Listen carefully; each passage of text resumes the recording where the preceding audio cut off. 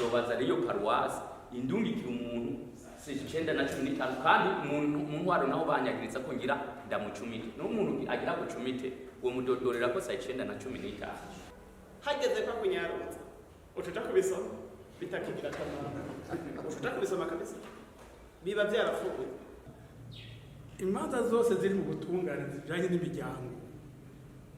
izirenze imyaka 3 icya kabiri naco kayiwanje mwisekeza ryo gushikiriza imanza zose zabaye n'abanduka ararondeye ufite parcelle nini y'agaho Kabondo gushikiriza imanza zose zabaye n'abanduka rwanje yarimwo baje kushikiriza perezida wa Cour supreme gacasa atelefona hagarika gatatu kose nari nemeye ko tugabura avec une femme sans état civil dufite n'abana bane gusa kanarindira ku munsi ugira 58 na 59 nanjye ndungurutse ndagirisha revision bavuga bati ansubize ibintu byanje byose kuva muri 2001 muri Cour supreme shitse kuri 8e audience. Amabi akorerwa abagabo aho yagiye kwiyongera cyane aho amashirahamwe y'abakenyezi avukiye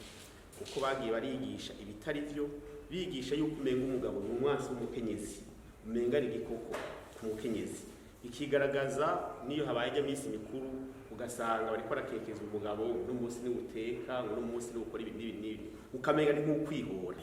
Icya kabiri ni iryo kosa abakenyezi baguyemo yuko rica ritubajyankanisha abagabo nuko natwe twokora ku buryo iryo kosa baguyemo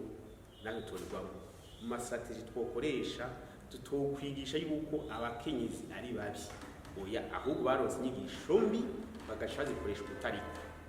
ukuntu n'ibintu dusenya code de personne de la famille hari no kubwira ukuri nk'abagabo basomye code de personne de la famille nta numwe kujana ngira hari imukintu n'umuntu akora kugira kurenganya nuko batutaza amategeko ko butazi itegeko nico gihaza cyane twikoreye ugira hari umuntu yakubwiye ngo sinya ubuzima bwawe bwose harimo uvuga ati jibi ndasinye ibi ntavyo nemere ngaho ukentu uje kurira urumva ngo yavuze ko tugabura nivyo wasinye nivyo rabe ibintu wasinye gitabo code de personne de la famille rimwe impapuro zirenga 40 ugasanga nta namwe tuzi hageze kwa kunyaruza ucuca kubisoma bitakigira akamaro ucuca kubisoma kabisa biba byarafuwe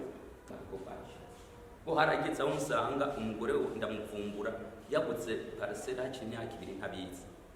ngiye kubaza nsanga umupatiri yitwa Peresengiyumva nawe yareze kuri mariage niwe yara ajejwe n'ingingo n'imiryango muri diocese acambwira we ko